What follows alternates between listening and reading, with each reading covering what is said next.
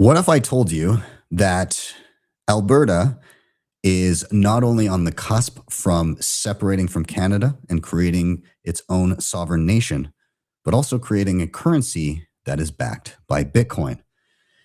This is very, very exciting to me. I haven't seen anybody else covering this yet, and I just became privy to it at an event this week that I attended. So, how real is this? How close are we to not only separating, but having a Bitcoin backed currency in the place where I myself live? We're going to chat about that. We're going to chat about plenty more. We also got a special guest on today. So, everybody, welcome. Drop a like on the video, subscribe if you're not already, and let's get rolling. I'm Ben with the BTC Sessions. This is your weekly session.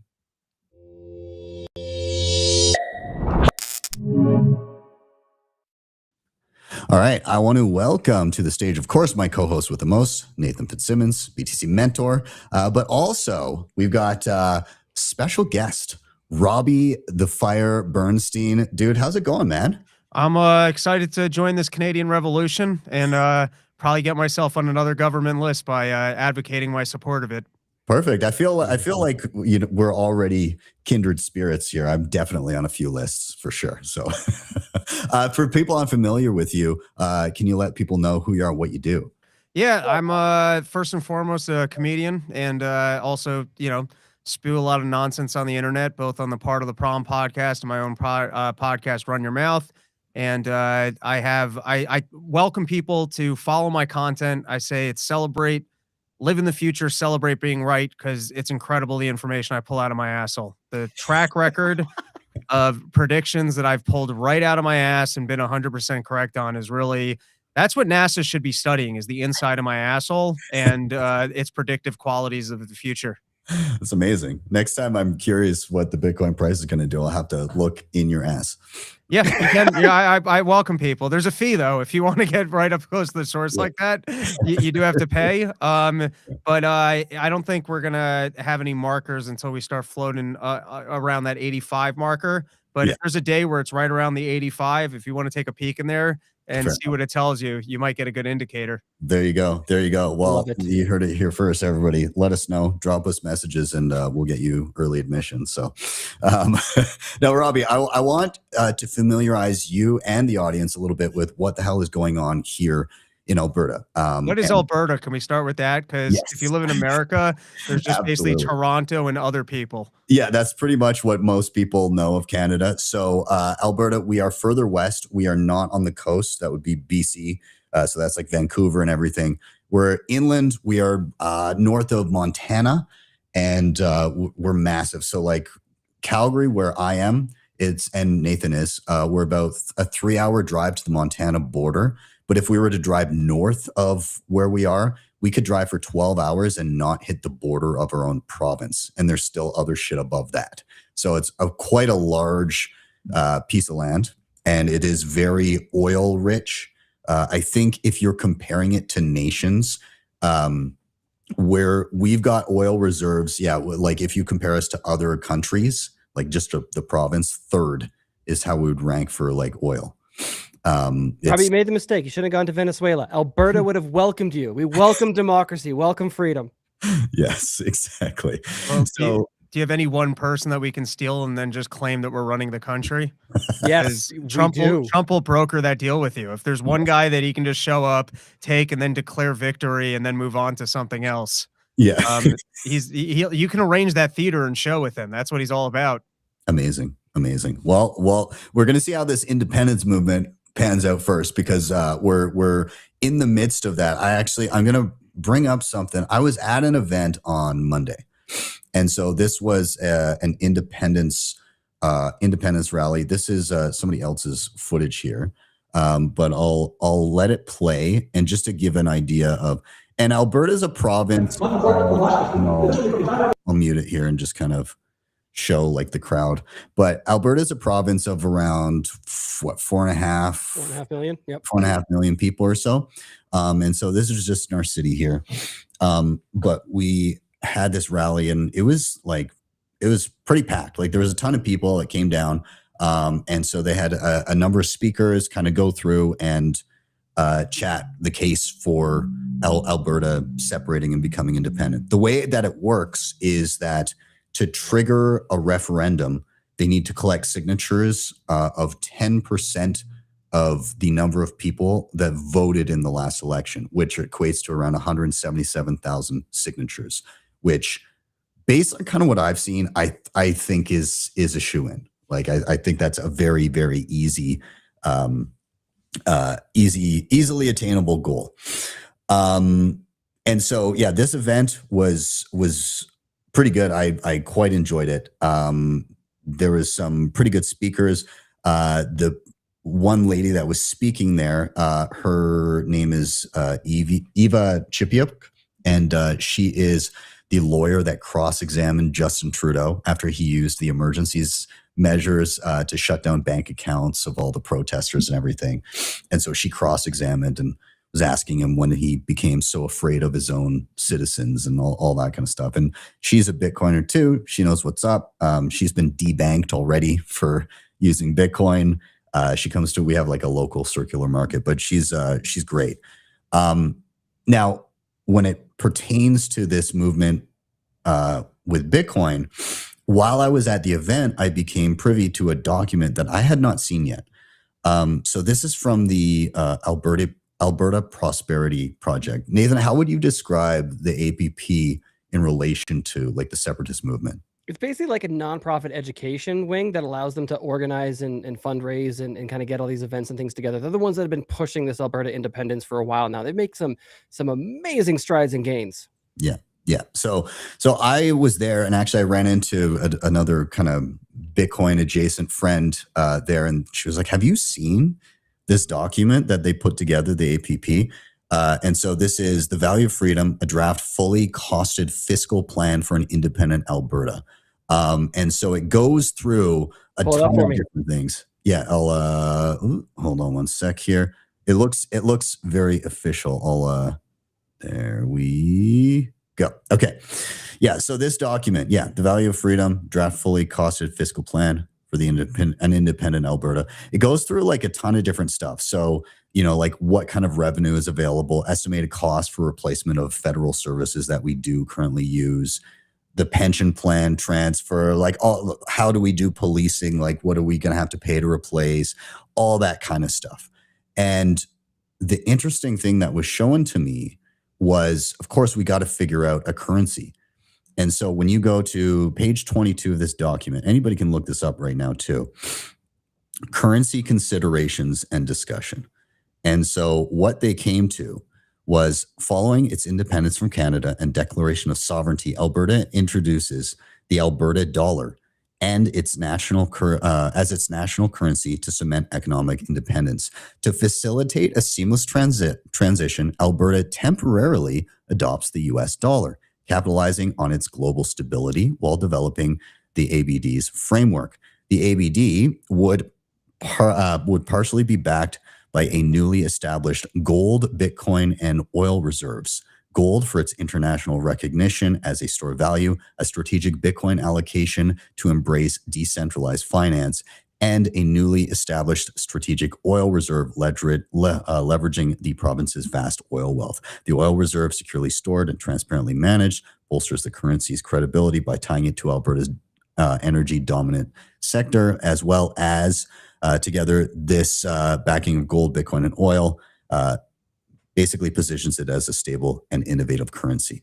The interesting thing too is that Alberta already understands kind of the play between energy and Bitcoin too. So like if we had a Bitcoin backed currency, the energy sector could be adding to the reserves, because if you've got oil and gas wells, you oftentimes have just like methane and shit that you just like vent into the atmosphere, or you got to burn it or whatever, you got to flare it. You can capture that gas, use it for Bitcoin mining. It reduces emissions and you get paid to do that. And then you could be adding that into the country's reserves. But I was kind of shocked to see this as an official document released by the APP. We saw some hints of it a couple weeks ago that I did share on the show that I pointed out, but it was nothing like super official. But there's this guy, David Parker, who's a big player kind of in this separatist movement. And he said, it will be useless to create the Republic of Alberta if we continue to use government money. The new nation of Alberta must have sound money. That means a currency backed by reality, not by a government's promises. A possible basket could be oil, gold/silver, and Bitcoin. And Jeffrey Rath, who was the lead speaker at that event. And I mean, Nathan, how would you position him in the separatist movement? Definitely kind of like not necessarily leader, but definitely the loudest voice and one of the most involved, lawyer and heavily involved in the APP. He's the one that directly went down south and has already met with the Trump administration as well too.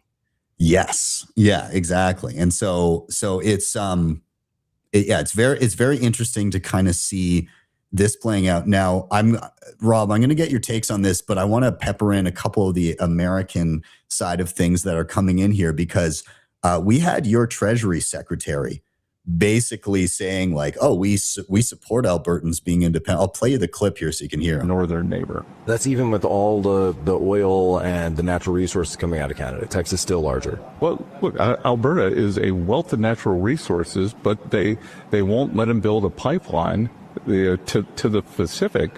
I think we should let them come down into the U.S., and Alberta is a natural partner for the U.S.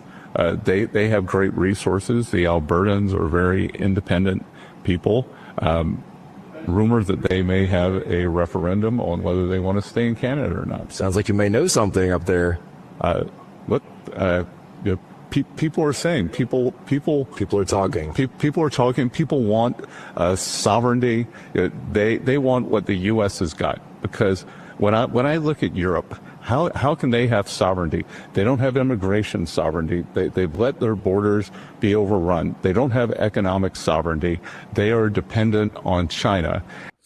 Yeah, and speaking of China, of course, we've had our Prime Minister here in Canada.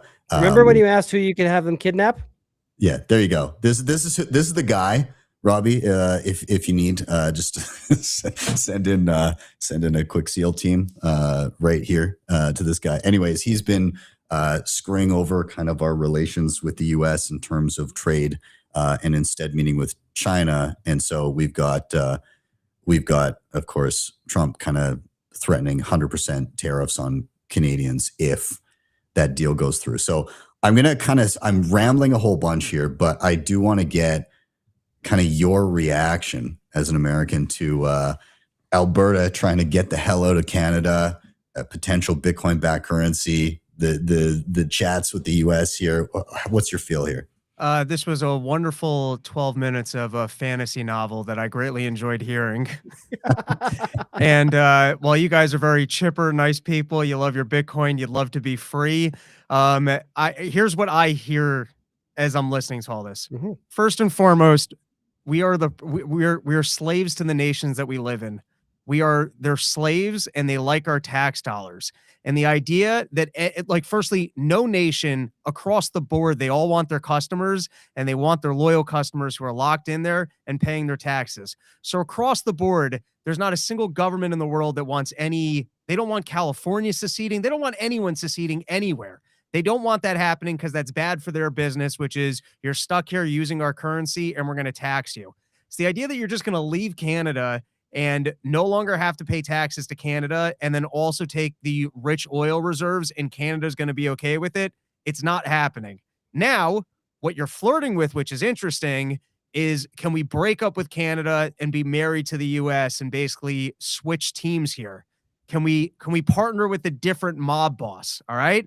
And maybe the way we do that is we're going to actually sell all these things down to the Americans and build a pipeline. So they're going to back us.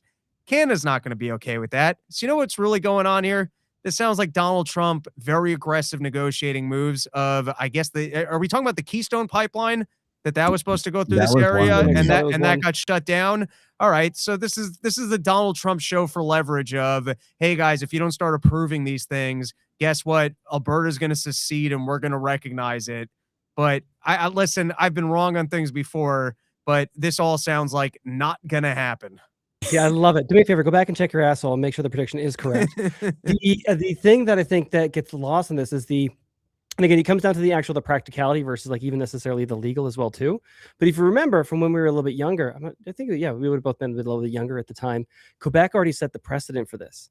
So the Supreme Court standing of how a province can leave Canada and exit Confederation has already been established in the courts as the rules of what they have to follow. Now, the question is whether or not Canada is going to actually recognize that if we follow through is a different question. I love it. I fully support this. I think it would be awesome if there was less gay Canada. I think that would be great. Because here's the thing about Canada. You guys rule. Every time I go up to Canada, I can't believe how friendly and energetic everyone. It's like everyone's on speed. I'm like, how do you guys have so much energy up here? Like, even like you guys dart around like the Family Guy cartoon of the way Star Trek is.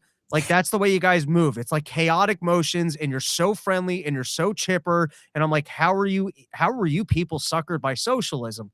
That's the way I feel. I'm like, you guys are so nice. What happened? Who abused you that you guys are that you're so suckered? So listen, I think Canadians are great people. And I think if you got this oil province and you can break off from all your other nonsense, that rules. But the idea that other governments are going to be okay with it, and the idea of people living in the territories that have vast wealth declaring, hey, this is just ours and it's no longer the nation's. I mean, how's that going to play? Firstly, if you guys do secede and you got all the oil wealth in your area, like, can New York secede and just claim the gold? I mean, it's probably not there. There's nothing there. But let's just imagine that it is there. Like, could New York secede and just be like, well, that's our gold now. We're keeping all the Fed's gold because it was in New York. Alberta does own, like, the province itself owns the resources therein. So it's like, it's not the Canadian, it's not like federal property. It's provincial property. But there's shit deals right now where they basically say, like, oh, you guys have it'd be like if your richest states had to socialize their gains out to poorer states. That's basically what we've got. They siphon off our excesses and then siphon them off to the east and pay people to live in places that there's no industry. So you guys have a shit deal with the rest of your country, and the rest of your country gets a say in how you're selling the oil. And so this kind of sounds like a leverage play for, hey guys, we want a little bit more control and a little more economic development. Now, just pure ADD. If you are putting the oil into, as I guess, a part of the reserve currency, doesn't sound like a great foundation for capitalism, because it sounds to me like you're nationalizing the oil reserves. Or at least they're buying them up at some point. And even to that point, like, I think this is a step in the right direction. But I have two things. One, they'll probably really appreciate. I'm very apprehensive about, like, let's just say we pull it off. We pull it off. It's magical, right? We see the prediction coming out. We pull it off and we see, but we go to USD temporarily, right? That does scare the shit out of me. Because, Robbie, as you may or may not be aware, I'm pretty sure you do, the dollar system doesn't like people leaving the dollar system. It's kind of a club that you can come into, but not really one that they like when you kind of skirt around. I think of Libya, right? I don't really necessarily want to have such a situation pop up here. But the hope that even if we just were on USD, the biggest hope that I have for the province would be just no cap gains. Just no cap gains on Bitcoin, gold, don't care. And people will just naturally gravitate to whatever currency they want to use. Most people probably end up using USD. That's probably where they'll go, because it's way better than staying on the Canadian dollar, even with all the downfall it's had recently. So hopefully we can just sneak something like that past the goalie, where people can just convert, just use Bitcoin for commerce. I think it'll naturally grow over time.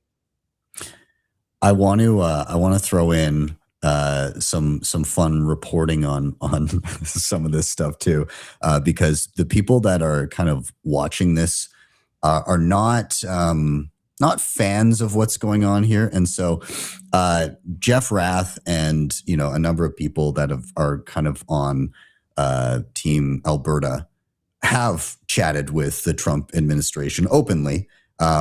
People have known this. There's been people reporting on this before, but the Financial Times dropped this just, when was this? Today? No, yesterday. Exclusive. This is exclusive, guys. Exclusive. The Trump administration held covert meetings with fringe separatists from the oil-rich Canadian province as a rift deepens between Washington and Ottawa. And again, like Rachel Parker, she's great. But anyways, how is this exclusive? I've reported this extensively. Everyone knew about it. Again, this guy at the fringe showing the the group here. Are they covert if we all knew about them? But like this is the reporting on all this. You know, Canada's not doing great economically. There's plenty of things going on here that are kind of screwing us over, including, you know, that fat guy in a cowboy hat. yeah. Yeah, that would be Jeff. But like he's the one who's kind of like championing all of this. And then, you know, what we're getting federally is a breakdown of relations with the US and trade.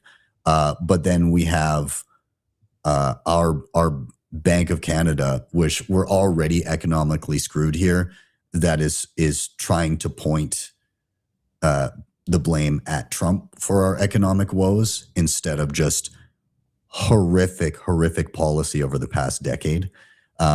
So yeah, I mean, it's yeah. This paints a more promising picture for you guys, that if you become a totally failed state, then maybe your massive government overlords won't be able to dictate that Alberta can't go independent and, you know, create its own terms.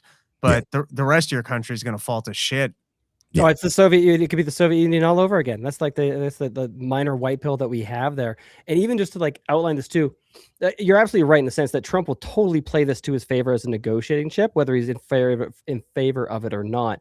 But Canada's gotten so bad. Not only do we have like this shit going on, you have we're poorer than the poorest states by far. So every single state in the U.S. is richer than Canada. Well, you guys have had growth over the last 10 years. We basically had none. Like Robbie, it's a bit of a weird tangent, but like it's gotten so bad here. We have medical assistance in death. Have you heard of this? They'll pay you to die.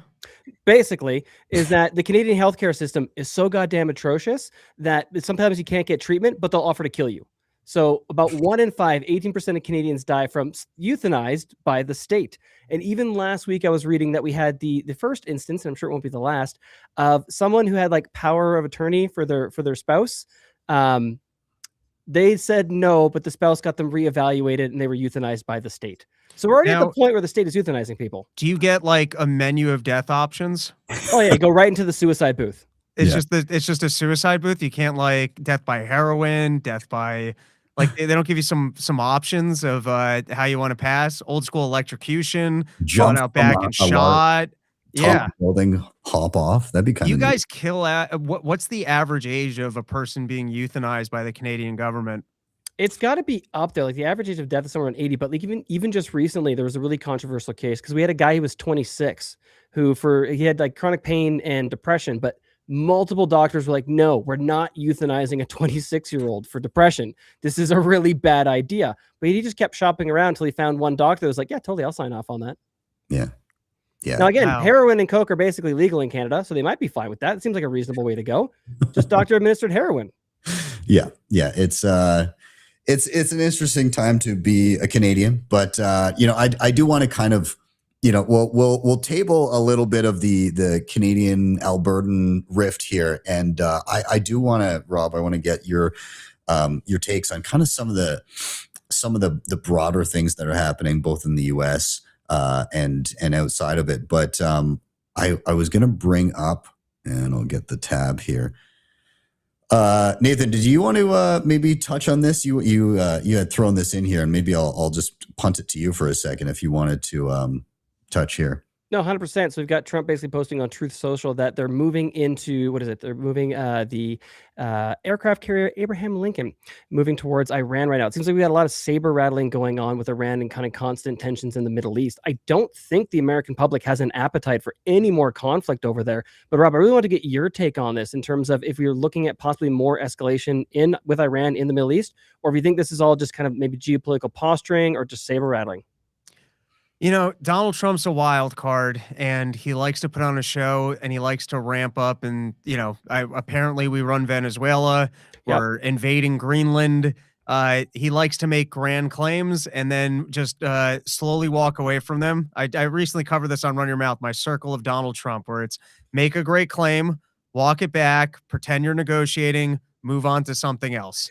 And right now, and then basically what he does, he just pivots between the topics. All of a sudden, he's worried about Ukraine again. And then he goes, we're going to get a deal by next week. And I'm going to pressure Zelensky. And then he just pivots to something else. It's just total ADD, making sure everyone's tuned into the show at all times. He doesn't realize that no one actually cares about presidential television ratings. He just doesn't know that. All right. He knows television. He knows keep people glued to the screen. I think Donald Trump is very excited by the idea of if he can do targeted strikes that makes for good television, such as what he did in Venezuela of look at how powerful our military is. I can go anywhere in the world and I can grab a leader. And he, I guess, successfully struck at Iran the first time and then claimed that they no longer have nuclear weapons.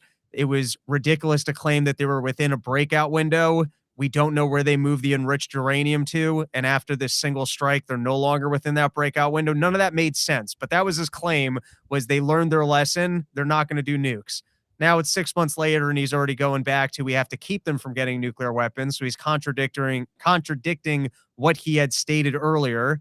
My guess is Donald Trump would love a show of force to just go, look, we're America. We're strong as shit. Look at what we can accomplish.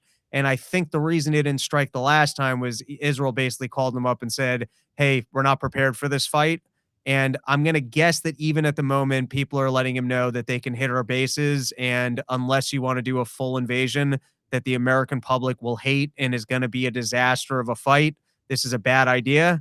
But I think he's flirting with it. He wants to exert pressure. And I'm sure he's looking for a way that he can do another fireworks show, such as taking out the bunkers in a more mitigated strike that maybe you can even coordinate with Iran, that they're not going to push back like they did the last time where they gave advance warning. I just call it war theater, where for some reason these people seem to be able to coordinate on what strikes are allowed on each other, that they won't return and escalate.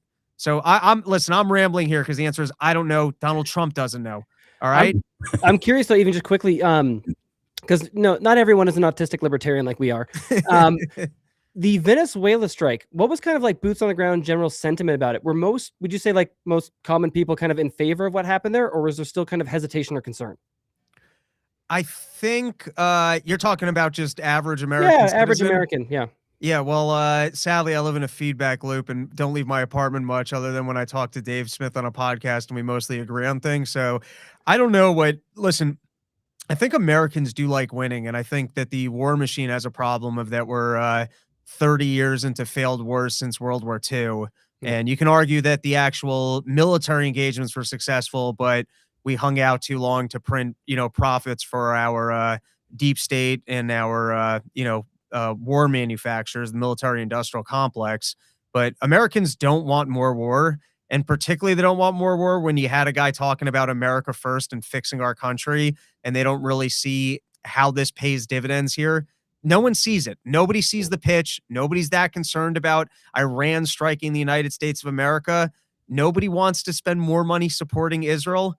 So there's really not much of a pitch. And I think on the Venezuela thing, you had some idiots that were really excited of, yeah, we're going to go steal another country's oil.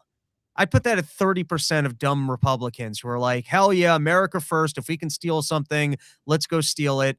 And then 30%, it's like a bell curve. 30% is just like, this is stupid. You're flirting with wars. Another 30% was like, even if you're going to steal someone else's oil, that's not really moral.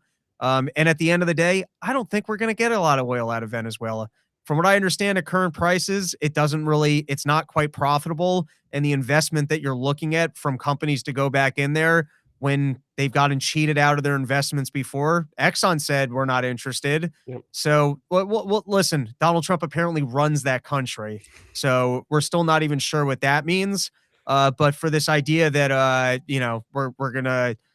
we're going to seize the oil wealth of Venezuela, I don't even think we're going to broker a deal to send companies in there and start extracting it.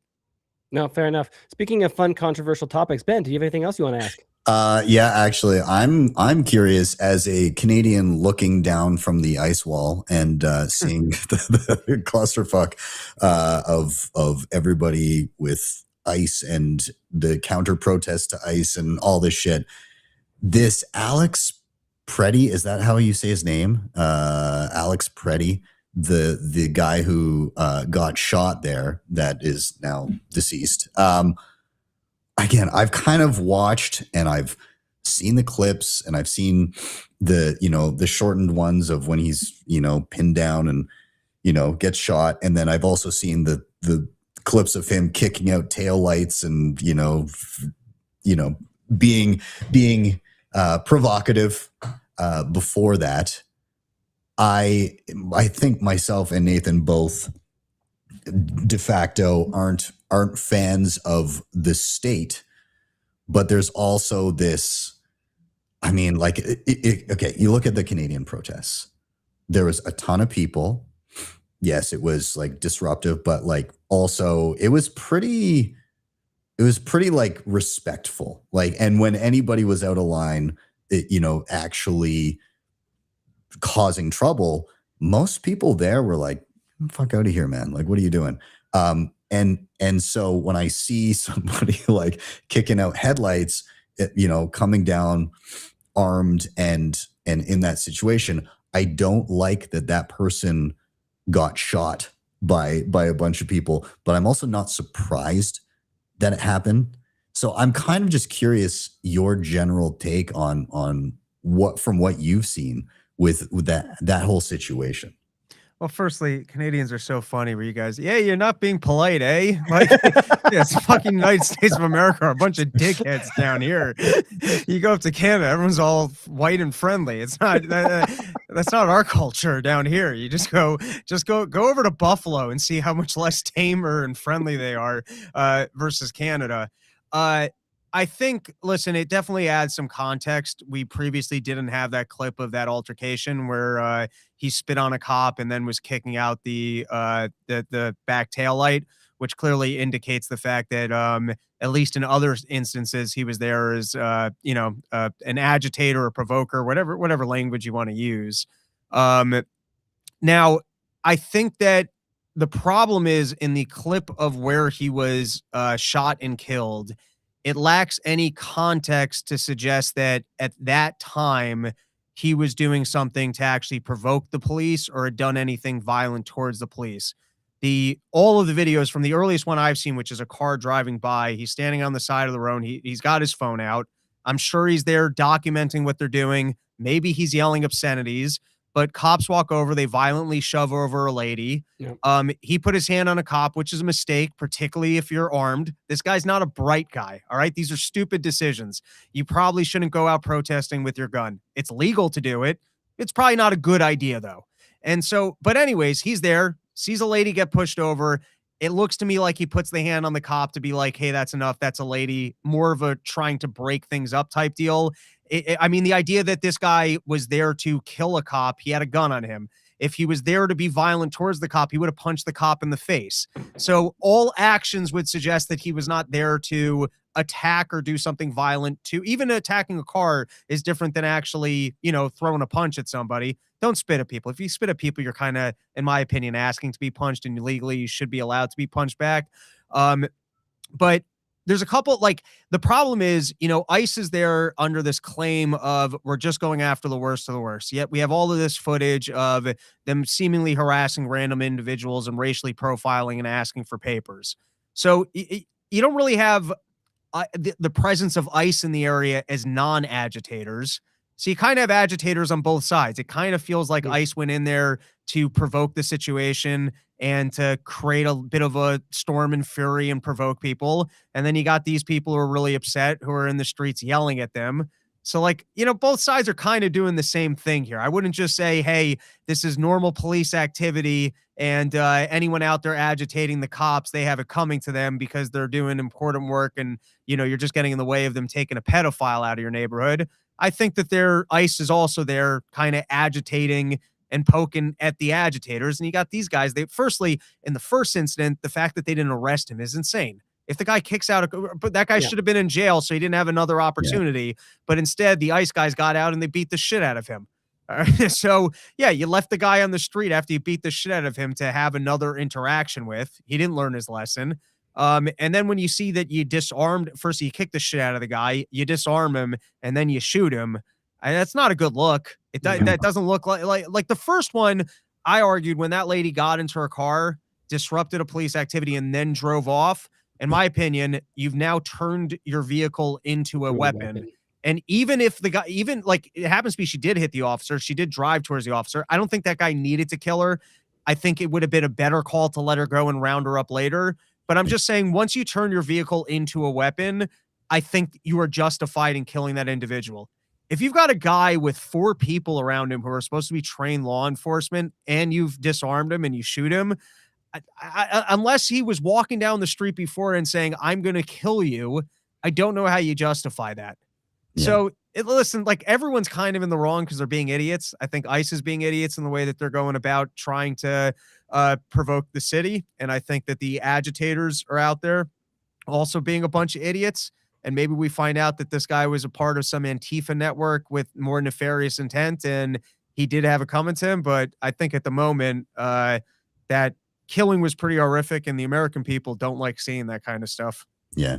No, Do you 100%. I had a quick question. I was trying to go through in my head about the reactions of people on either side in 2 different instances. And I know they're kind of very different instances, but one is this example of Alex Preddy coming out armed to a protest. It's a tense situation, showing up armed. And in this case, a lot of let's say a lot of people on the right were like, yeah, well, yeah, if you show up to something like that, then you're putting yourself in danger. It's a stupid idea, absolutely. But then, when you see like Rittenhouse, that was kind of celebrated, right? You're showing up to a tense. I know it's different, but like, here's the difference with Rittenhouse. Also an idiot. Didn't have good enough parents to be like, hey, you can't go to these areas that are in chaos. No, you're not a cop. And if the cops aren't going to do it, this is not your role in society. But Rittenhouse saw businesses being destroyed. I think he joined with other people and they're like, we're going to go out there with guns and we're going to protect these businesses. Mhm. Now, that's a dumb 17-year-old decision. Now, in his head, he's trying to do something noble, but also it's like, you're not really trained for this. This is not a good idea. You're going to end up in trouble. That kid was attacked. And that Yes. was I called it Rittenhouse's run. I mean, that was like Eli Manning when he beat the Patriots and he ducked and weaved and got that pass off.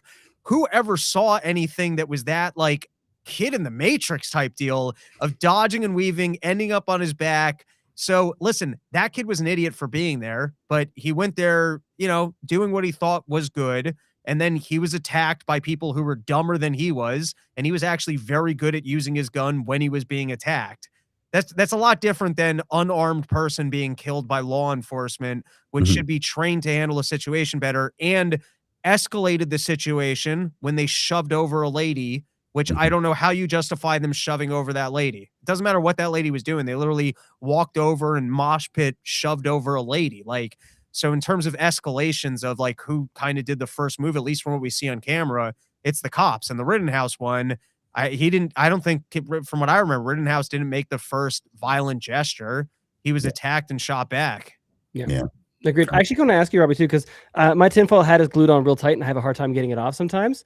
But there's something about like the ICE controversy and protests and everything that's going on right now, because the practicality of actually like deporting, what is it, like 40 million illegals in the US is kind of undoable. This feels theatery. This feels distraction. It could be midterms thing or just a show of force to try and curry favor at the base, increase polling numbers. But there's something about that feels off to me, but I could be completely just nuts on that one. No, I think first, you're 100% right. Donald Trump is all about theater and the idea of listen, I don't think we need to deport 40 million people. That might be the total amount of illegal immigrants in this country.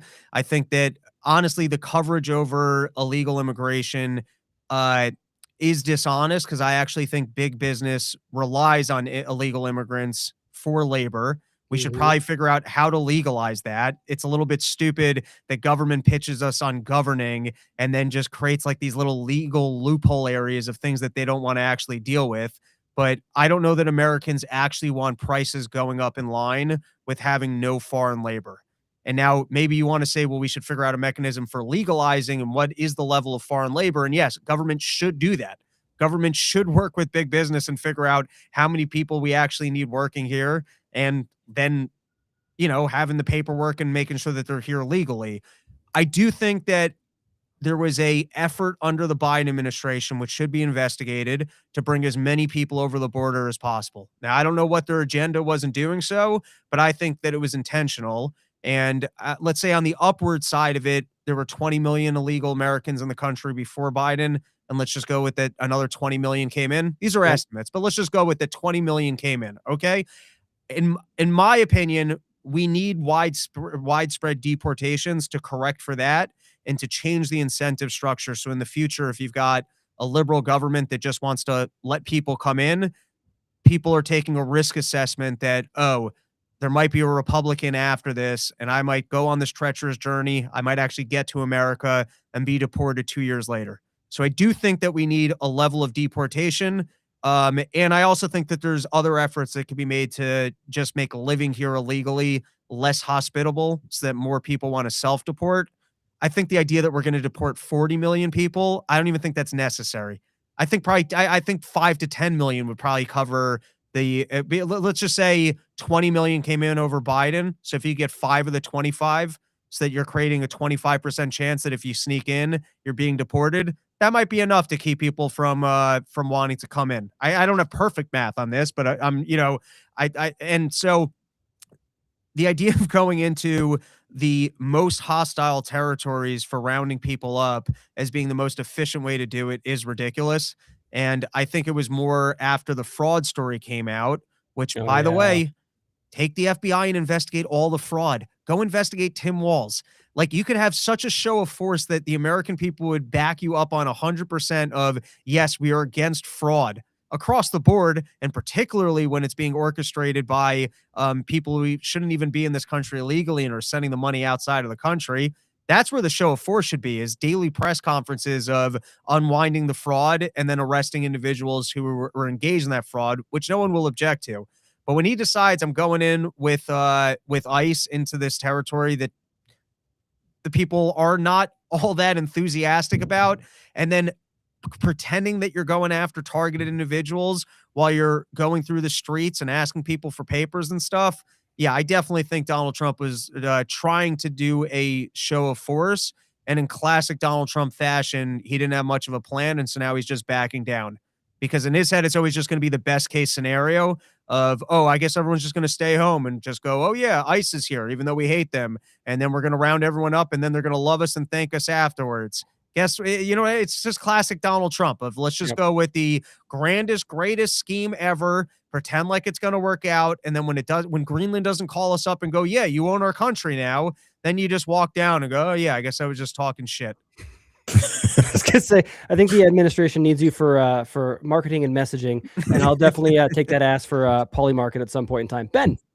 Perfect. I mean, I think I was going to round out there. I think this has been a fantastic conversation. I've really enjoyed chatting with you, Robbie, even though you don't believe that we'll become a free sovereign nation with our oil reserves. I didn't realize you're shifting the conversation taking place in my rectum at the moment.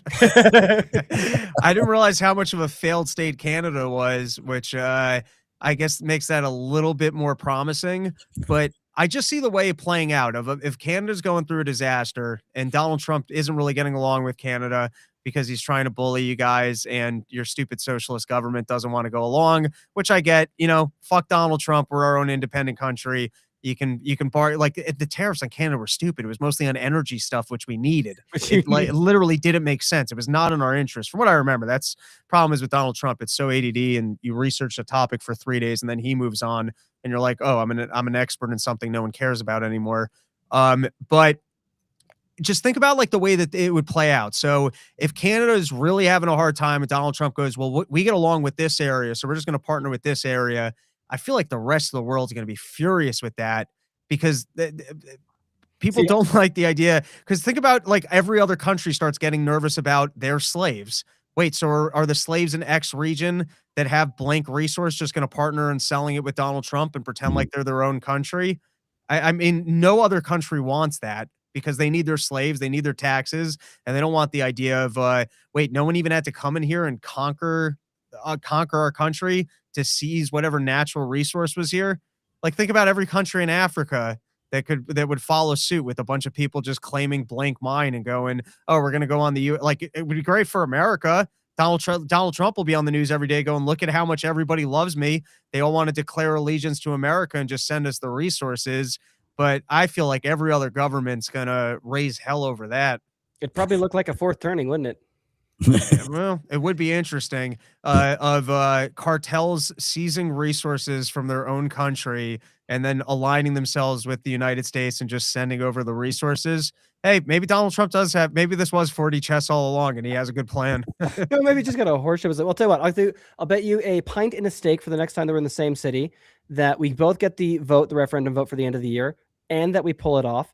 And just in case I'm wrong, don't close the northern border just yet. I'm gonna have to hop over Montana. Wait, Yeah. so your bet is that you guys actually pull off a secession by the time you and I, like, you guys are going to be your own independent country by the time you and I end up in the same area, which I don't know when that's going to be. So why don't you put on a 1 year date? You That's want to exactly go with it. 1 By year? the end of the year, whether or not it like goes through, but by the end of the year, the province will have voted to secede. Well, voted for secede. You guys, it's in your interest to vote to secede. That doesn't mean that it's going to move through. That's a different gamble. Whether or not Execution's harder. I can only guarantee vote. yeah, I mean, it sounds like it's in your province's interest to 100%. take the oil wealth and secede. So I don't know why you guys wouldn't vote for it. Socialism, commies, is the whole like what'd you call it? Stockholm syndrome. So But does your territory not have 200,000 of 4 million people willing to sign a document? That's only to get the vote. Then we have to get 50% plus 1 come the fall. So you think 50% of Alberta, it wouldn't be interested in just saying, hey, let's be our own country? Like the communism runs really strong in the cities. Yeah. Interesting. Yeah, I don't know enough about Canadian politics if you get your 50% plus 1. We got to get you up here for a comedy show at some point. It's a long drive. Amazing. Well, again, Rob, this has been fantastic. Let's point people towards all your awesome stuff. This is your YouTube channel, Robbie the Fire. So make sure everybody go subscribe, check up everything that's been going on over there. What kind of stuff do you do on here so people know what they're doing? So if you want more of the information I pull out of my asshole, I got the Run Your Mouth podcast, and comes out at the moment about twice a week. Kind of depends on how much I'm touring.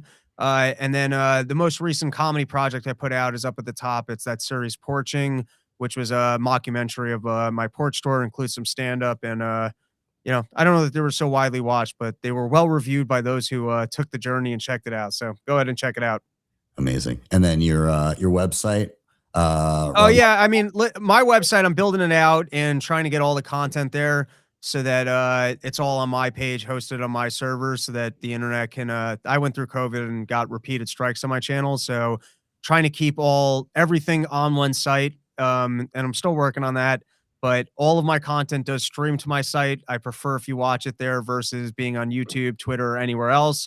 And I just started, basically I do about an hour on the episodes, and I started doing the last 20 minutes where I get a little bit more conspiratorial, or I criticize people I wouldn't otherwise criticize publicly. And so that's paywalled at $5 a month. If anyone wants to support, I will gladly take your support. Amazing. Gonna have to set up Bitcoin payments for that too. Beautiful. I would like to. I would prefer to hold it in Bitcoin than cash. I'm okay with that. Because then I don't have to like think about, oh, do I want to buy it at this level? If you just hand it to me at that, I prefer that, you know, to dollars. That's cool. All right. Get you hooked up. We'll get you set up then. We'll make sure it's possible. Awesome. Robbie, thank you so much for taking the time. This was an absolute blast. And we'd love to have you on again sometime. Please hit me up. This was fun. Awesome. Well, cheers, Rob. We'll talk to you soon. Later, pal. Later, dude. Awesome. Amazing. Nathan, we're not done yet. We got so much more to still get into. I loved having that conversation. Robbie's just like, I love talking to the libertarians, not exactly in the Bitcoin tent right now, because they always have a wonderful insight into position. Again, there are peers, there are brothers. We want to make sure that we're spending time with them as well. But man, we got some things to talk about. Did you see that a certain someone lost 40 million in Bitcoin? Yes, indeed. I saw a very prominent person who lost $40 million worth of Bitcoin. Mm-hmm. There's also something very interesting that happened today, that gold had a magnificent, now it's come back, but you know, the people often talk about the volatility in Bitcoin. Gold dropped enough to wipe out more than the entire market cap of Bitcoin worth of value in minutes. Within an hour, the entire market cap of Bitcoin was wiped out. Yeah, that's pretty wild. So we're going to come back. We're going to chat about a whole bunch of stuff that's happening market-wise in just a moment. We're going to say a quick shout out to our sponsors. So stick around, drop a like on the video if you're enjoying the conversation. We'll be back in just a moment. Bitcoin Well is the best place to be buying and selling Bitcoin in Canada and the US. And now with Bitcoin Well Infinite, it's also the best place to be making large buys at their OTC desk of over $50,000. Their white glove service gives you fast transactions, no slippage, and the lowest fees. You can scan the QR code on the screen or simply head to bitcoinwell.com/BTC Sessions to sign up today. And you can share your own personalized referral link to earn commissions. CoinKite has been in the game for years, creating hands down the best and most secure hardware when it comes to securing your Bitcoin. The Cold Card Q is an absolute powerhouse and my daily driver, and it's ideal for newcomers and advanced users alike. The Tap Signer gives you a low-cost, user-friendly option for those just getting started or for convenience when traveling. You can head to coinkite.com and use code BTC Sessions for discounts, or simply scan the QR code on the screen to get started right away. One company I like pointing people to when they ask about Bitcoin mining is Abundant Mines. They were founded by Bo and Christine Turner after losing over $500,000 to broken promises in the mining industry. And they built their hosting model to remove the usual headaches. With Abundant Mines, you own your machines and keep 100% of the Bitcoin you mine. There's no revenue share, no hidden skims. Pricing is simple. One flat monthly fee covers power, parts, labor, and repairs. They also guarantee uptime. If a machine goes down, their hash rate redirect system routes hash power from their fleet, so earnings don't just stop. And every machine is insured at full replacement value. Everything is hosted in the US, powered by Hydro, and mining equipment may qualify for 100% year one bonus depreciation. Learn more at abundantmines.com/sessions. All right, back in, and here's that chart of gold today. Now it has come back a little bit, but yeah, this graphic is an hour candle, if I'm not mistaken, hour-long candle, and that is the entire market cap of Bitcoin. 2 trillion, more than the entire market cap of Bitcoin currently, because of course, dippity dip today. But yeah, 2 trill. 2 trill in Bitcoin, in 2 trillion in gold erased there. Here is currently, so obviously snapback here. Nathan, any overarching reason you believe that this may have taken place? I think this is geopolitical tensions, right? Because we saw, I think Bitcoin, it was slammed down as well too. I think there's some other assets as well. I got to go back and double check. But to me, like that is like, that's an aggressive move for gold. Like that is really aggressive. So either someone got way out over their skis and got liquidated. We got some weird sort of paper games going on. There we go. I didn't have enough coffee yet today, but it's very unusual to me. So it feels like there was some quick panic or somebody made some big mistakes there in terms of betting long. But realistically, like, I find that a little bit concerning. Like gold tends to be kind of move first, Bitcoin moves second. And so to see that kind of movement in gold price in 1 hour intraday is really, really makes me kind of uncomfortable that like somebody knew something, or we're seeing a little bit of panic here that makes me feel like this is a little bit toppy. Like we're firmly above, like, where is it looking at, like 5,400 Canadian right now. Yeah. Like gold's been on a massive run. And to see so much of that get wiped out so quickly, then to bounce back, it's definitely. Also, that's not Canadian, man. That's. Oh, I'm looking at the Canadian price beside me here. What do you got for the USD? No, no, I'm looking at the USD. Oh my God, it's even higher than I thought. There's me. Yeah, Jesus, no, like 10,000, 20,000 Canadian. Canadian moose shekels would be far more. My God, what a joke! What a joke, man. Yeah. Now on the gold front, in comparison to the US dollar, this is interesting. Simon Dixon been on the show a number of times. Let's go back to the original tweet first. He said the financial industrial complex loves Trump. He was the right hire to accelerate a multipolar world order, make America regional again, sacrifice the dollar's world reserve status, and pump their bags in the process. Great job. and it shows institutions are reducing dollar exposure, and you can see dropping over time, but especially in the past few years. And to the original quote here, he shows gold has overtaken the US dollar as the largest global reserve asset. And here's larger on the chart here. You can see it peaking up, and the dollar's role in global reserves. We've been seeing this for a while. There's been a push to get away from using the US dollar as a reserve. And we've been seeing it majorly in terms of the petrodollar on the decline. Like, people want to settle things in something other than USD. China's been dumping their US treasuries over time, gradually scaling out. Like, we kind of see it all over. So I think Simon Dixon is spot on when he's talking about this kind of multipolar world. There's no longer like just grab the dollar. I think that's becoming less and less of a thing, and it's shown in this chart. Just the trajectory here, very interesting to see. Yeah, the death of the dollar as reserve currency is not going to happen overnight. We've been watching it happen over decades, but you get these little signposts every now and then, like gold ripping, like silver ripping. Like, we're seeing that it's outplaced in terms of reserve status right now. Like, even just I'm reminded of when Russia was kicked off the SWIFT system. Like, you'll see these little kind of ticks along the journey as we're going forward, that they're all just leading to the same place. And in the multipolar world, they're not going to have the USD in a multipolar world can't be the reserve currency asset, right? They're not going to be sitting in treasuries if the US isn't the global kind of hegemon. They're going to start to switch to other things. And that's basically what we've been witnessing. It's just seems like it's accelerating a little bit. At some point, it might be, that gradually and suddenly moment. Yeah, exactly. Now, on the silver front here, so James Check, also, who's been on the show previously on Why Are We Bullish a few times, and you interviewed him as well. Interesting here. Sold silver at the dealer this morning for a 3x over 18 months. Sell thesis was simple. Silver chart is now parabolic. I received 3 messages in 2 weeks asking how to buy it, and gold silver ratio has hit lows where it historically peaks out. Every Twitter sub community is now a silver community, topping stuff. Some notes on the experience. I couldn't sell it yesterday because of public holiday in Australia, and I lost a few percent points waiting for the dealer to open at 9 a.m. this morning. I also had to bust into the city, pain in the ass, lines out the door, all retail, all very excited to buy. Chit chat in the line was mostly retail folks bragging about how much money they have made since last week's buy,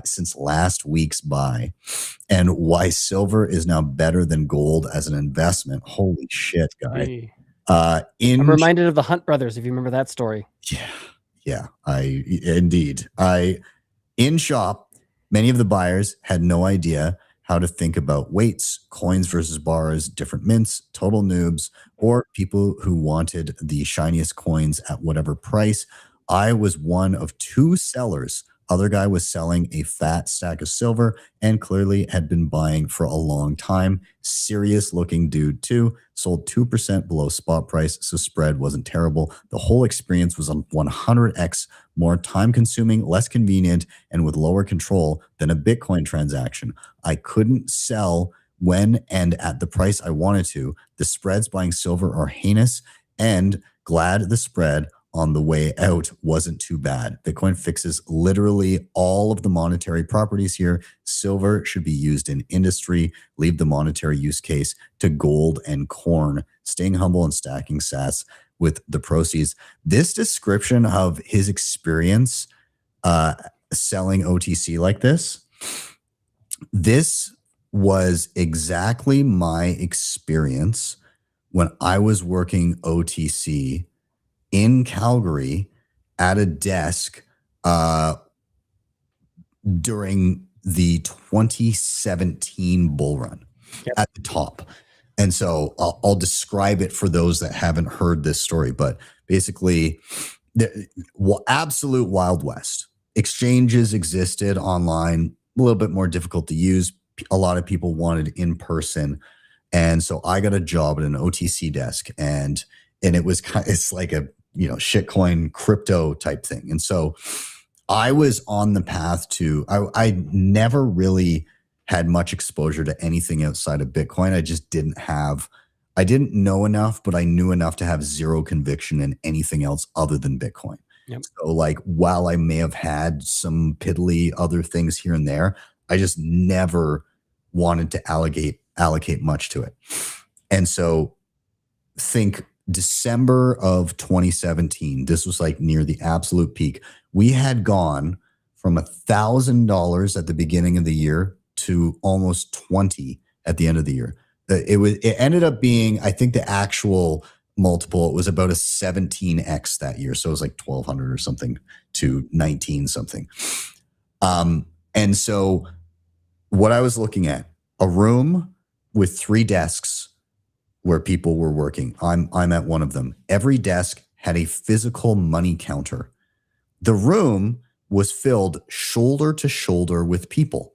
The people all had literal stacks of cash, sometimes in bags or whatever, sometimes just out, all stacks of cash, thousands of dollars, sometimes tens of thousands of dollars worth of cash. The bank across the street ran out of cash because usually the playbook was somebody would go to that bank, take out as much physical cash as they could get, would walk in and come to us and buy not Bitcoin, but whatever coin went up the most that day. So Litecoin's at $350 all-time high.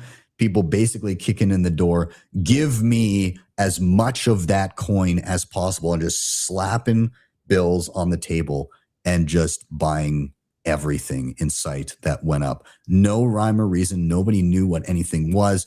This is mirroring exactly this experience of James Checks here, where he's basically outlining all these people have no idea what the fuck they're doing. They're bragging about the silver that they bought last week. Oh, I made so many gains in 7 days. It's an indication of the time preference of the people that are coming into the market right now. Yes. And so that's where it gets dicey.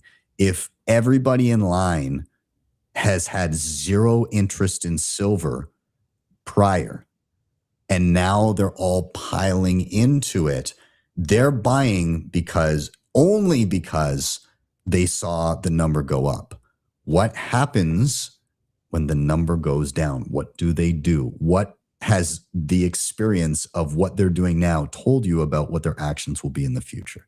And that's where it gets dicey, because December of 2017, the numbers were going up on all the shit coins. And then the numbers started going down, and then it was just a panic sell for the exits. And I'm not saying that silver is worse than our horrible fiat currencies. Those are king shit coins. I'm just saying that it is bubbly. There are people reading this. Yeah, there's a dynamic that's happening here. Nathan, what are your thoughts? I completely agree. The one thing that jumped out at me, and this is how we also know that we never really had a bull run beforehand. So don't get me wrong, I am setting up people every day on Bitcoin, and I absolutely love that part of my job. But these are well thought out long-term investors who quite know the idea of the store of value to begin with. Like, a lot of them are coming already from precious metals or coming from real estate, and they've been in this area for a long time. They tend to be a little bit older as well too.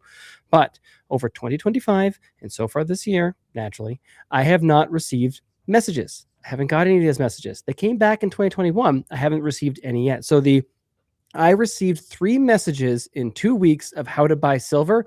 That for me was like the big heuristic, glaring red flag that like you're near a top. I had never got it from friends. I didn't get it from family. I didn't get it from like the cab driver or anything along those sort of lines. Nobody was interested in Bitcoin that sort of way. We never got that retail FOMO. And you can go back to the history of silver. I'm trying to think of, like, I got the chart right here, that it does nothing for a very long time. Gold does the same thing as well too. It's had a unbelievably parabolic move, right? And there probably was a lot of paper that needed to be washed out there. And I'm not saying it's necessarily not going to stay somewhere close to where it is, but this is very toppy. We're probably going to be, the historic ratio of gold to silver is like 35. And that tends to be a bit of like the top in terms of the ratio, or the lowest value in terms of the ratio, because in terms of king monetary metal, it's gold, it's not silver. So I completely agree with James's sentiment. I feel very much the same about it. And I would expect to even see, even Joe Consorti at the same point, I would expect to see rotation out of precious metals into more beta plays, stocks, and Bitcoin in the coming months, particularly if we have some sort of like monetary event or some sort of fiscal issue. Look, we already got like Trump's doing I think I saw that the accounts are coming out now. They're doing the like Trump accounts for every person born. It gets like $2,000. It's basically a locked in QE buy button, right? Those are wild. It's just absolutely insane. We got the new Fed chair, I know, coming up here soon as well, too. Like there's so much on the horizon, but gold and silver tend to sniff out what's going to happen. Bitcoin reacts to what does happen after the fact. And I think that rotation is coming into play. I think it's gonna happen in the spring. Yeah, I'll read one more experience here from somebody, Stoic Trader. I'm sitting on 1,000 ounces of silver bars, bought physical, did what everyone says to do, real assets outside of the system. When everything collapses, you'll be glad you have it. Tried to sell some this week, trying to sell it today. Refineries won't touch it. Dealers lowballing 30% under supply. I mean, that's obviously not James's experience. So, maybe he's not going to the right places, but banks look at me like I'm selling contraband. Turns out owning something, being able to exit something are two very different skills. This is the same trap I see in trading. People hold positions they can't exit, stocks with no volume, options with no buyers, sitting on value that only exists on paper. Supply and demand, lesson learned. Now, I wouldn't say that, again, value that only exists on paper. Like, I understand why silver held a role in that over time, but I'm just saying, like, right now things are getting kind of frothy around there. But and I think there's like a really important thing to put there too, right? Because he always planned on going back to fiat. Yeah. He always planned on going back to fiat. And that is the big difference with Bitcoin. Bitcoin is the exit. You do not have to go back to fiat. In fact, you ideally don't want to. And that's the world that we're trying to build. Because actually using like silver ounces or silver bars as money is both impractical, not feasible, and you're going to take massive haircuts. He needs to change into something that's more liquid in terms of like commerce or day-to-day use, and a little bit more easy in terms of fraction too. So even for these guys that understand sound money, their exit strategy is still go back into dollars at some point in time. Whereas Bitcoiners figured out the real end game is you never have to return. Exactly. Now, you mentioned the Fed chair. Oh yeah. So this is Steve Lupka, but he's quote tweeting Polymarket, breaking BlackRock CIO Rick Ryder leads the Fed chair race on Polymarket. And Steve Lupka of Swan says, I can't believe we're going to have Rick Ryder, who is the CIO of BlackRock, who owns the wildly popular IBIT Bitcoin ETF, as Fed chair. That's interesting. Nathan, how do you feel about this? I feel like Simon Dixon was right. This is more evidence that Simon Dixon was essentially right, that we have CIO from BlackRock. So we have the financial industrial complex, that wonderful financial weapons network is now taking over the Fed. That seems fitting. That seems very fitting in terms of moving to this multipolar world and gaining more control. And who really pulls the strings? Yeah, exactly. And despite this, the Bitcoin Fear and Greed Index, we're sitting at 26. Yep. So, I mean, we're not down. Do you remember when we were down like single digits for a little bit, and not like a very low price, but like 80K and everyone was losing their goddamn minds. Yeah. The problem with that is we know we can get into much deeper fear, and we're at 84K. So, so maybe there's some room there. But yeah, I don't know. We shall see. Nonetheless, I have no doubt with Trump looking to nominate somebody from BlackRock that they're going to want to pump their own bags. That's no, that would be corruption. Exactly. And this is the perfect metaphor for that.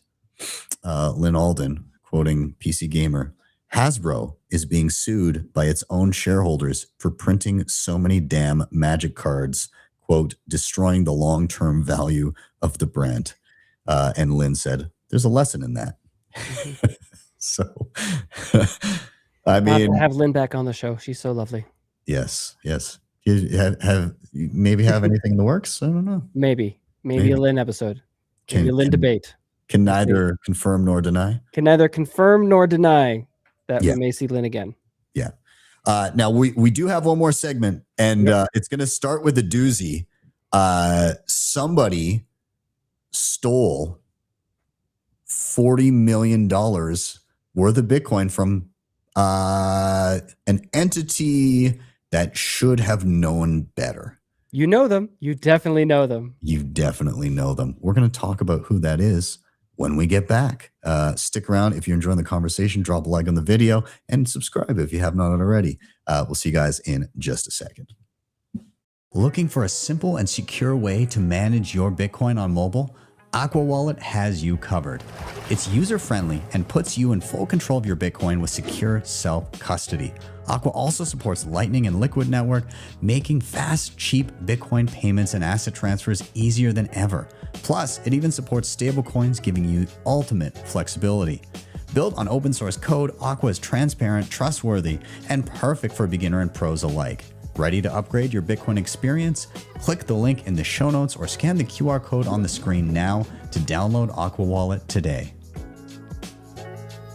Securing your Bitcoin doesn't have to be complicated or invasive. With Nunchuck's Honey Badger plan, you get state-of-the-art multisig with built-in inheritance planning and no KYC required. Nunchuck is trusted by users to secure billions of dollars in Bitcoin. The Honey Badger plan offers 204 assisted multisig, guiding you step-by-step on mobile or desktop. It works seamlessly with hardware wallets like TapSigner, Coldcard, Jade, and plenty of others, so you're always in control. Plus, with non-KYC inheritance planning, you can ensure your Bitcoin goes to your loved ones. No private info needed. Take control of your Bitcoin today. Click the link in the show notes or scan the QR code on the screen to check out the Honey Badger plan. Debify is the best and easiest way to borrow against your Bitcoin in a non-custodial way. Funds are held in a multi-sig escrow where you hold a key, and the platform allows for excellent hardware like the Coldcard Mark IV and the Q. You have access to flexible conditions, the best rates, and institutional-grade liquidity. If you're looking to make use of your capital, don't sell your Bitcoin, borrow against it. You can head over to debify.com to check them out, or simply scan the QR code on the screen. All right, we're back in, and this is, I was going to say unbelievable, but entirely believable. This is exactly how I expected a government to handle Bitcoin. And so basically, David Bailey tweeting here, the son of the CEO of the company hired by the U.S. Marshals to safeguard the nation's Bitcoin, stole $40 million from it and now appears to be running. Treasury must secure the private keys from the Justice Department ASAP before more is stolen. He's quoting Zach XBT. He says, in case you're curious how John DeGita was able to steal $40 million from the U.S. government seizure address, John's dad owns CMDSS, which currently has an active IT government contract in Virginia. CMMDS was awarded a contract to assist the U.S. Marshal Service in managing, disposing of seized, forfeited crypto assets. It still remains unclear at this point how John obtained access from his dad. And then, okay, there we go. Meet the threat actor, John, who was caught flexing $23 million in a wallet address directly tied to $90 million plus in suspected theft from the U.S. government in 2024. The multiple other unidentified victims from the November 2025 to December 2025. And he basically goes through and tracks everything on chain. It's pretty wild. But the crazy thing here, let's think of the implications of what's going on, because this is just clown world levels of lack of security. How one person was able to gain access to keys to move funds, which would indicate that the nation's Bitcoin is not in a distributed multisig. Are you fucking kidding me? Are you crazy? What the fuck is going on? Nathan, how could this have possibly happened? It was always going to happen, Ben. It was just a matter of time.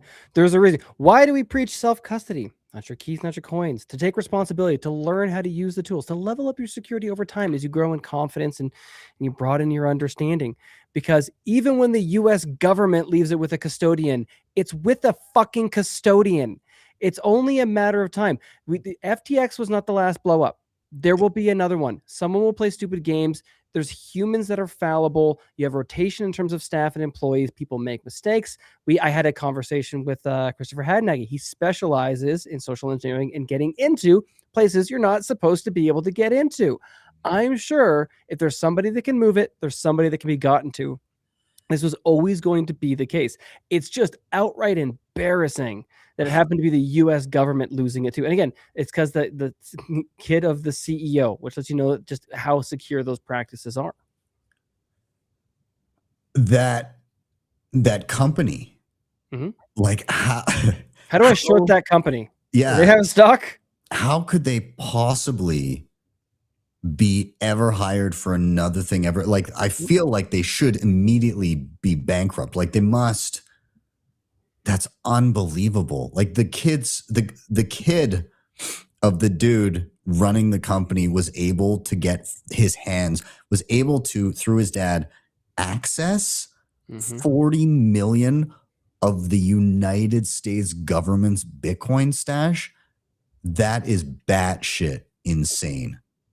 What's very concerning and crazy here is that one thing that's becoming more and more apparent to me, and guys on the stream, the ones who understand, who go through the tutorials, who have played with the tools, who get this sort of thing, please inject yourself into these conversations, or if you have the opportunity to talk to these companies, because I have a sneaking suspicion that there are a lot of large companies out there that will be building or offering Bitcoin products and services that are woefully underskilled or underprepared and don't even realize it, right? It's that black box of information. You don't know what you don't know. Like, I'm not saying this is the case, right? But how did the kid get it? It's like, were those funds sitting in a hot wallet or something?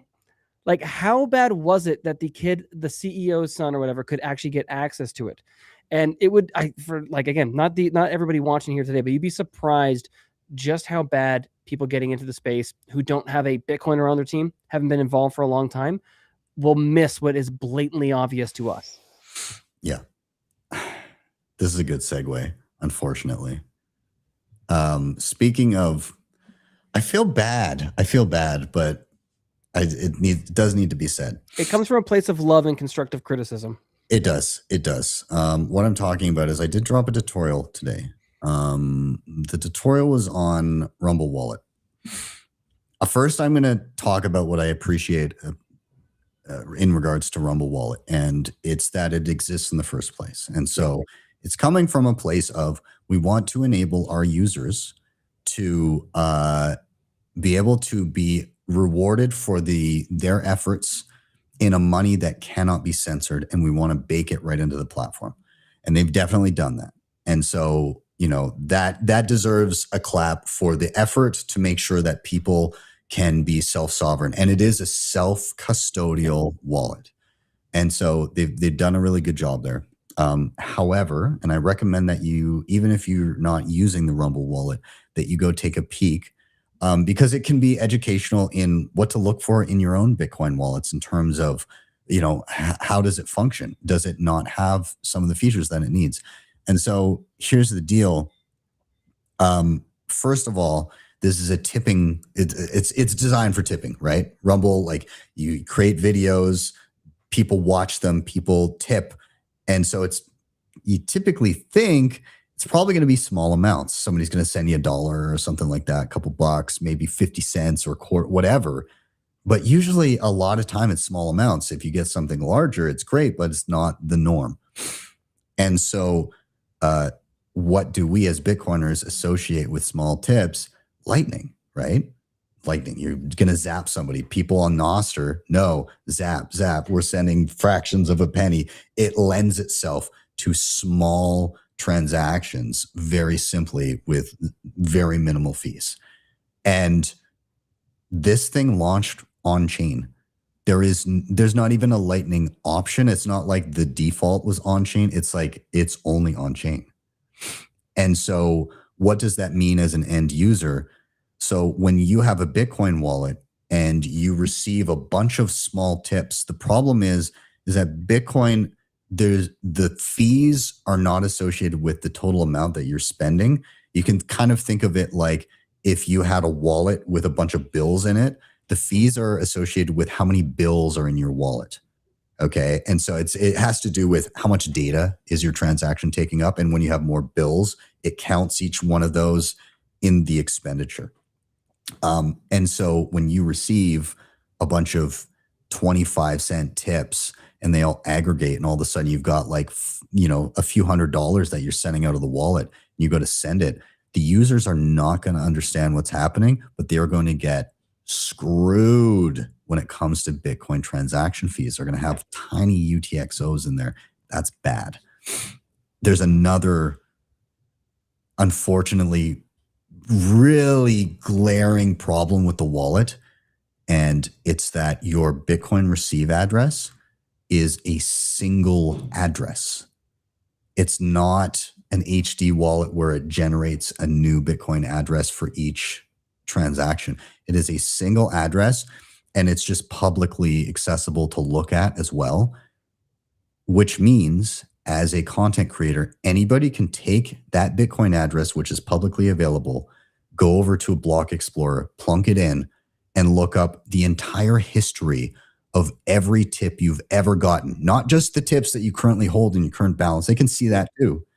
But every transaction you have ever received. Not only that, but where did that transaction come from? Who sent it? All these things. Where did the money go next? Everything can be seen. It's a single point that people need to reference and they can see the whole thing. And I show this, I give the example in the video, I walk through, let's see what people can see of my wallet that we've been experimenting with. So it's again, I feel bad because it looks nice. It is enabling people to have censorship resistant money, but it's very apparent to me that they did not have a Bitcoiner in the room. Yeah. It was probably a crypto person in the room. It was probably somebody that deals with like Ethereum and other coins.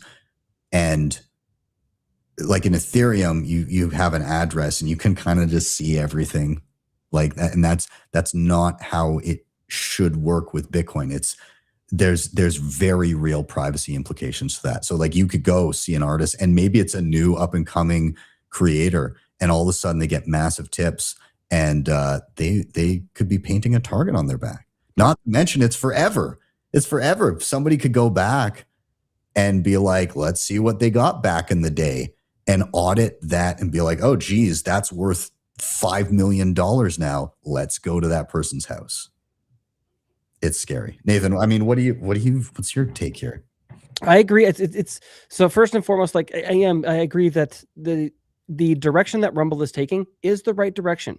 They're on mission. They're on point. Yeah. And definitely my criticisms are the same as yours and comes from a position of like, guys, I would love for this to be unbelievably successful. But as soon as some of these, let's say, horror stories from the user experience start to come out, no one's going to want to use it. It slows adoption, right? It also, unfortunately, can put a bad taste in people's mouth regarding Bitcoin. Like, oh, I received all these like $1 tips and I can't spend them without losing half of it, right? So then it feels like they're being ripped off, they're being gypped. They wouldn't understand if they're new to Bitcoin, because this would be a great introductory point, why it didn't work, where these issues necessarily came from. The disappointing thing here is one that, like, with Tether's involvement, right? Tether should know what the fuck they're doing. Like they should be more in tune to this. They have their own Bitcoin reserves, right? Yeah. Tether, from what I hear, a lot of people involved in Tether are in fact Bitcoiners as well. Maybe they're just accelerating the downfall. Don't know. Jury's still out on that one. But they have a giant Bitcoin reserve. So they should at least be aware of this information. And there's so many people in the space. Like you can talk to the guys at Lightning Labs. There's LDK Kit, right? There's Lightning Development Kit that's just available. Not to mention things like the Bull Wallet, fully open source. Uses bolts in the background. Yeah. Just fucking copy and paste and put Rumble on it, right? Like the information is out there. You can look at the latest and most popular wallets. This should have been obvious. And I don't think it comes from laziness or rushed or a lack of funds. I really think it comes from an unknown, that there wasn't a Bitcoiner in the room to let them know that they were making a mistake, that they were re-engineering things that are problematic and we've already solved for. Yeah.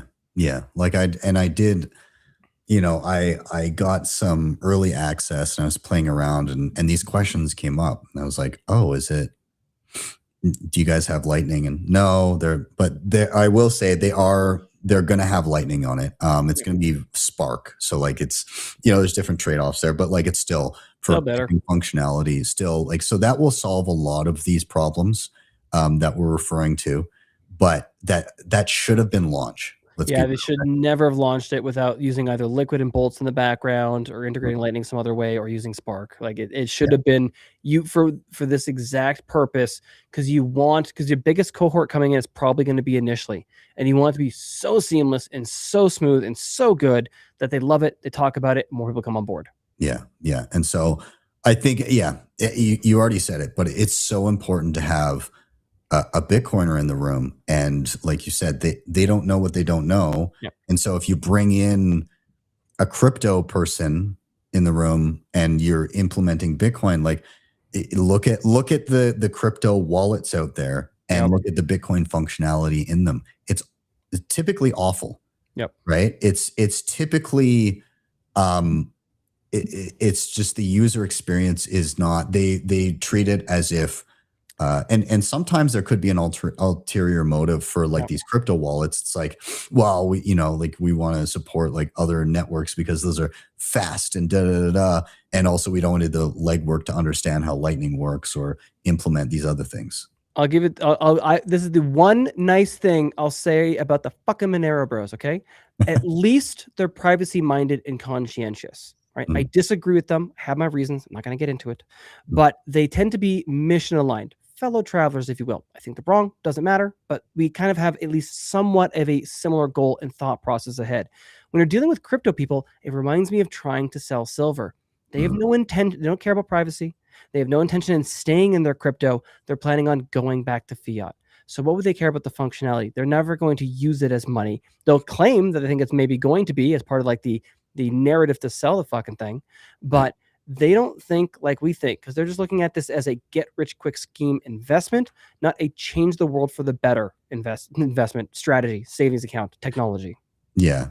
That, or they're just woefully uninformed about, and scammers. Yeah, that's true. That's true. Which, so, I got a quick one. Just because I think it's really important on that note. Guys, audience, love you. I've received a ton of scam emails this week, a ton already. I got from Gary Cardone, I got from Nunchuck, I saw a fake one from Bull Bitcoin, and I even had a friend that saw the Sparrow mobile app Sparrow on mobile pop up again as well too. Flat out scam. There is no Sparrow on mobile. It only exists on desktop. And be on high alert. I don't know what's going on, but I got flooded with a ton of them. I just had to get that out there. Yeah, absolutely. So be conscientious, be aware. It's a crazy world out there. So couple last things really quick. I'm just going to rattle them off. A few new releases that I think are worth taking a peek at. Fedi just released a new client. So you can customize these little mini apps and stuff built in. If you haven't tried Fedi yet, it's pretty cool. Give it a roll. You can get the app just in the App Store, and then there's different websites that you can go to where you can find mints. I do want to do a video on how to set up your own Fedimint, but the Lightning functionality needs to be more accessible to end users. So as soon as that is true, I will do it. But right now, it's not ready in that sense. You need somebody that's going to be a Lightning gateway, and you kind of need to know somebody who knows somebody that can get a channel. Like, it's not ideal. So that will come, but you can connect to other mints that have already been created and then use the Fedi app that way. Up next, I was going to quickly say that Cove Wallet, the Android beta, is available in the Play Store. It's already available on iOS. It was previously. Cove Wallet, really cool. I've been playing around with it. I've played with the functionality. I've tried various hardware, but it's on-chain based. You can do hot wallets. I tried a tap signer, a cold card, and Crux DIY with it, but very well done. I found a couple things that I was like, oh, this isn't working. And then Praveen, who's working on it, within a few days, he's like, fixed all of those things and then released it again. So they're, awesome people working on Cove. So stoked to see that. And then lastly, again, my favorite new wallet of the year that has come out is the Bull Bitcoin wallet. They've been killing it. But this is wild. Some dude, because it's free and open source, went in and added something really cool, implemented BitAxe Connect in Bull Bitcoin mobile app. One tap, BitAxe Connect on your wallet. So basically you can just type in the IP address of your BitAxe on the local network, and it will mine directly into your own Bull Bitcoin wallet. France is quoting this saying, "My mind is blown that people are experimenting with Bull Wallet to add interesting features I never would have thought of. Thank God for free and open source software. Going to have a look at this feature this week. Keep them coming." That's badass. That's what Bitcoin's awesome. about. Yeah. That's phenomenal. I love to see it. And again, I think at the end of the day, free and open source wins, right? It always will, because it can take the best from the closed source world and then apply it and keep going, right? Yeah. And it's just a free market of ideas, right? It's just everybody throwing the best ones out there, and whatever sticks. Exactly. But again, if you're looking at all these stories and you're going, if the U.S. Marshals are getting $40 million worth of Bitcoin stolen from them, and you're not self-custodying and you're not being careful with things, the same can happen to you. So make sure you're set up. Check out the tutorials. Go to btcsessions.ca. The Learn page there has plenty of tutorials you can check out. And of course, if you need the extra help, hit us up over at BTC Mentor. Myself, Nathan, and our incredible team of educators are there, and we can help you out. So with that, have a great evening. This is a good rip, man. I had a good time. Yeah. It's a blast. Absolutely. See you guys soon. This was your weekly session. Have a great weekend, everybody. When I first got into Bitcoin, I was overwhelmed. The jargon, the security risks, the fear that one mistake could cost everything. I remember staring at my screen and wondering, are my keys safe? Did I do this right? That experience is why I started BTC Sessions. For over a decade, this channel has helped millions of people like you learn how to use and secure Bitcoin. But I realized something. For many people, videos aren't enough. Everyone learns differently. Some need to ask questions in real time as an expert walks through their setup, their goals, and their threat model. And certain things like advanced cold storage, inheritance planning, privacy, and node or mining setups often can't be fully solved by watching another tutorial. So I built BTC Mentor. I recruited the best Bitcoin educators on the planet to work with you one-on-one. Real experts, real answers, personalized hands-on guidance tailored to your exact situation. Whether you're brand new or building a complex setup, we meet you where you're at and walk with you step by step. By the end, you don't just hope your Bitcoin is safe, you know it is. If you're ready for that level of confidence, then head to btcmentor.io and book a call with us today.